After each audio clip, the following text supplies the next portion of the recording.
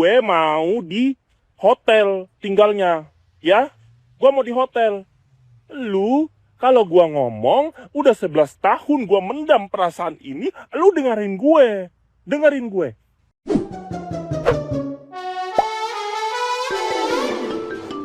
Konflik rumah tangga Ruben Onsu dan Sarwenda kembali diramaikan setelah pernyataan emosional Satria Mulia yang membongkar dugaan perselingkuhan di tengah pasangan tersebut. Dalam luapan emosinya, Satria menyebut bahwa Ruben Onsu sempat menjalin hubungan dengan seorang pria yang bahkan disebut telah menikah dengan perempuan lain sebelum akhirnya kembali lagi kepada Sarwenda. Ia juga mengungkap rasa sakit hati karena selama 11 tahun menjadi penopang ekonomi keluarga, mulai dari membiayai kehidupan Sarwenda, keluarga besarnya, hingga menanggung utang dan honor yang tak kunjung cair sejak 2017.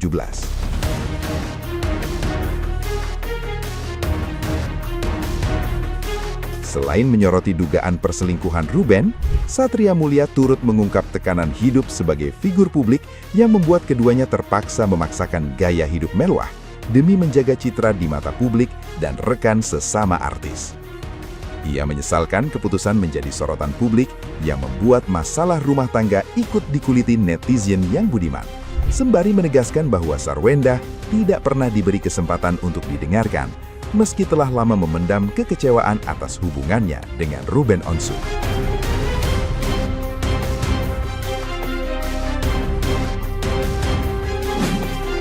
Iya, tapi lu dengerin gua mau ngomong, lu jangan kabur. Hah?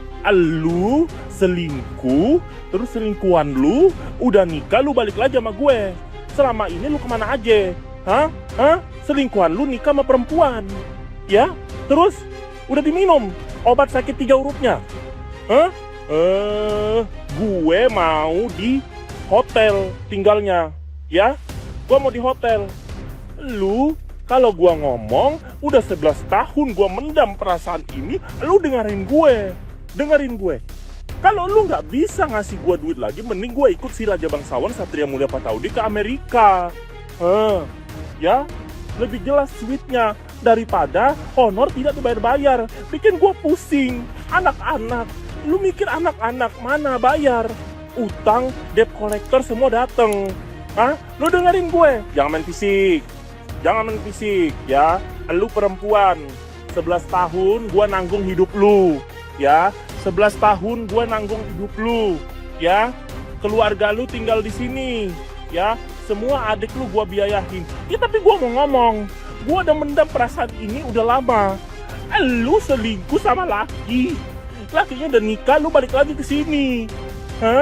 Udah diminum belum obat 3 hurufnya? Apa? Suami istri? Emang kita pernah Ewita? Emang kita pernah Ewita? Kita itu bayi tabung. Si Raja Bangsawan Satria Mulia Pataudi itu tahu. Emang kita pernah? Kita nggak pernah.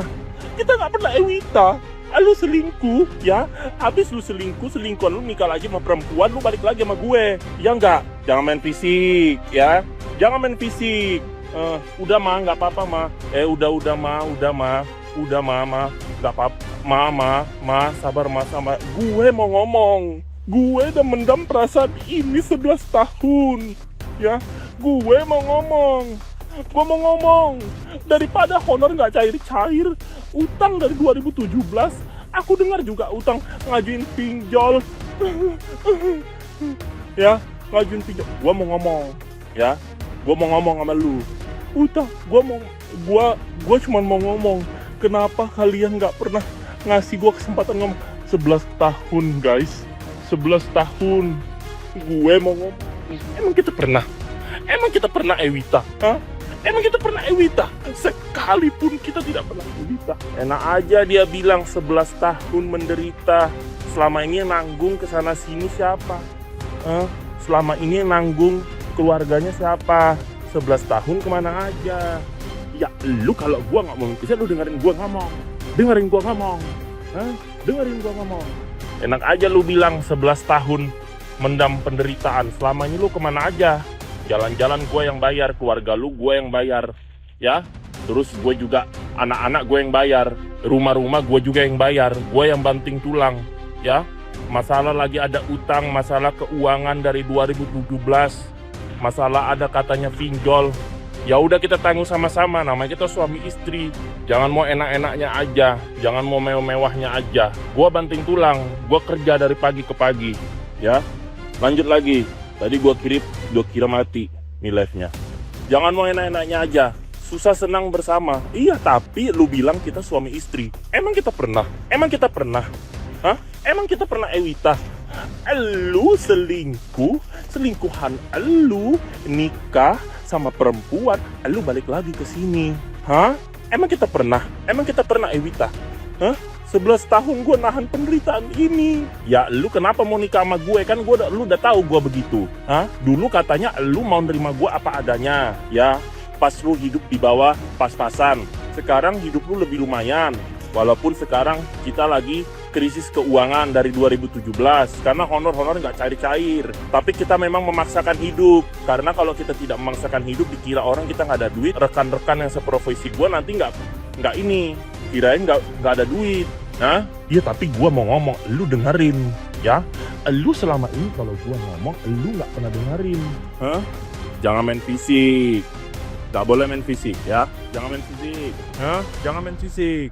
Waktu kan emang iya, lu kan sekarang punya duit lumayan karena lu sama gue. Kalau nggak, siapa yang ngasih lu job?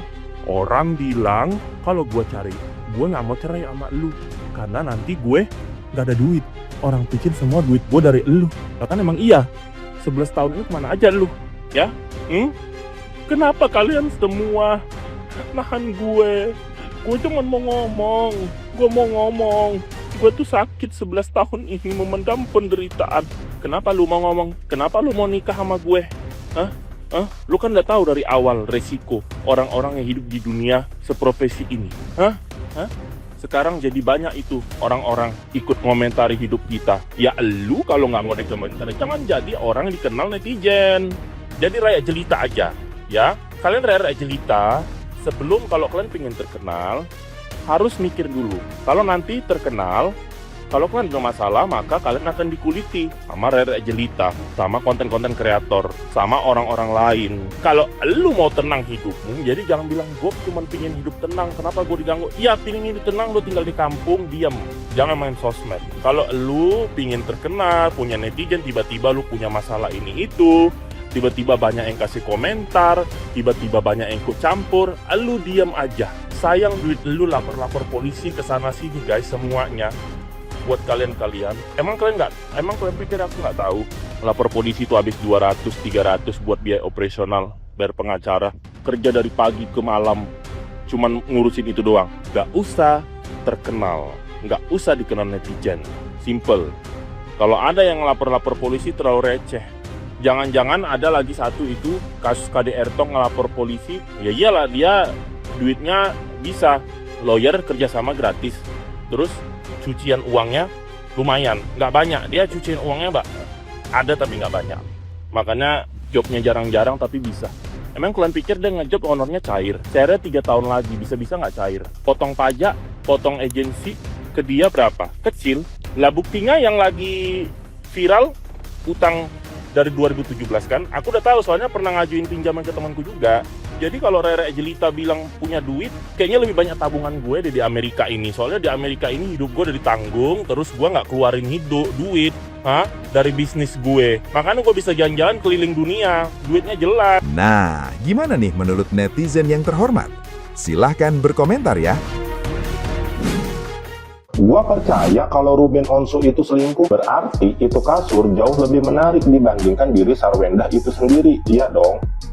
Oke, ditunggu ya berita-berita yang lain. Misalkan Ruben Onsu selingkuh dengan spray. Iya kok, aku lihat sendiri dengan mata kepala aku. Ruben Onsu selingkuh lagi makein spray di atas kasur, tangannya begini-begini. Apa coba itu maksudnya kalau nggak selingkuh? Iya dong. Sepertinya yang di sebelah itu nggak bisa tenang, guys. Mau dia mami, mau bersuara mami di medsos, mau klarifikasi gitu kan. Mungkin selang satu hari atau mungkin berapa jam gitu kan, setelah diklarifikasi soal video, terus soal cerita 11 tahun mami gitu kan sama dia. langsung tuh pasang story IG. Lucu ya, baru kali ini bapak-bapak gitu kan, bapak-bapak apa, dunianya itu kayak apa ya, suka bikin gaduh gitu, suka bikin ribut gitu, suka bikin huru-hara gitu. Baru kali ini aku lihat bapak-bapak seperti ini, habis cerai gak bisa diam gitu, gak bisa move on. Intinya satu guys, dia gak bisa lihat Bunda Sarwenda bahagia sama yang lain. Dan ditutup pagar. Nah, intinya itu cemburu. Walaupun berkali-kali kamu bilang nggak cemburu, nggak move on, udahlah, nggak usah ngelak. Intinya lu itu cemburu nggak bisa lihat mantan lo itu dibahagiain sama laki-laki tulen. Itu aja, laki-laki tulen, laki-laki yang bisa bikin mami itu ketawa sumringah gitu setiap hari. Lu cemburu, live-nya mami itu rame gitu, live-nya mami rame, terus ya trik marketingnya mami juga bagus, apalagi sama pacarnya gitu, ayangnya gitu kan. Itu yang bikin mami sumringah, itu yang mami merasa, oh ini ternyatanya perempuan apa, merasa dicintai ugal-ugalan gitu, yang bener-bener laki gitu. Oh gitu, gini rasanya nyaman gitu, dicintai sama laki-laki tulen gitu kan. Mami bahagia. Bohong kamu bilang gak cemburu, bohong kamu apa, belum move on, apa udah move on gitu, bohong. Udah bilang aja cemburu. Di tengah konflik dengan Sarwenda, Ruben Onsu dikabarkan kembali adopsi anak. Kok Ruben Onsu yang bikin netizen bakal nanya-nanya nih, bakal bertanya-tanya. Di tengah persoalan hak asuh anak dengan Sarwenda, Ruben dikabarkan kembali mengadopsi seorang bayi nih, ya.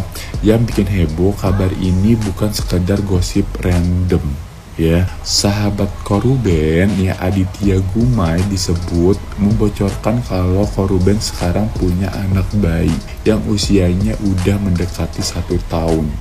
Nah, warga, timingnya ini yang bikin orang pada penasaran nih. Penasarannya kenapa? Soalnya Ruben sendiri masih menjalani proses hukum nih terkait hak asuh 2 putrinya, Thalia sama Tania, dengan Sarwenda. Proses tersebut disebut masih masuk tahap mediasi di Pengadilan Negeri Jakarta Selatan. Nah, terus kenapa Ruben sampai disebut mengadopsi bayi nih? Ya, ayo nih, ya, siapa nih yang lempar duluan nih, ya, beritanya nih. Menurut pemberitaan yang beredar, kabar ini dikaitkan dengan rasa rindu Ruben kepada anak-anaknya. Ya, jadi tengah persoalan keluarga yang belum kelar nih, ya muncul kabar kalau Ruben justru kembali membuka pintu buat seorang bayi, ya. Tapi warga catat nih, kudu dicatat, kudu disimak. Sampai sekarang beredar adalah keterangan dari sahabatnya dan pemberitaan media, ya lo tau sendiri ya, simpang siur nih, ya. Jadi jangan langsung anggap semua detail udah dikonfirmasi sama Ruben secara resmi. Yang jelas kabar ini langsung bikin publik bertanya-tanya nih, ya, bener nggak sih Ruben adopsi bayi lagi? Ya kan pada netizen tahu sendiri nih, ya pada penasaran nih, kalau iya pun ya gimana ceritanya sampai keputusan ini diambil, ya, di tengah konflik atau persoalan hak asuh yang masih terus berjalan bergulir nih. Nah, buat warga-warga nih semua nih, ya, menurut lo gimana nih? Kalau emang bener, ya, itu keputusan yang bener karena rindu atau ada alasan lain? Apa tulis di kolom komentar. Cek video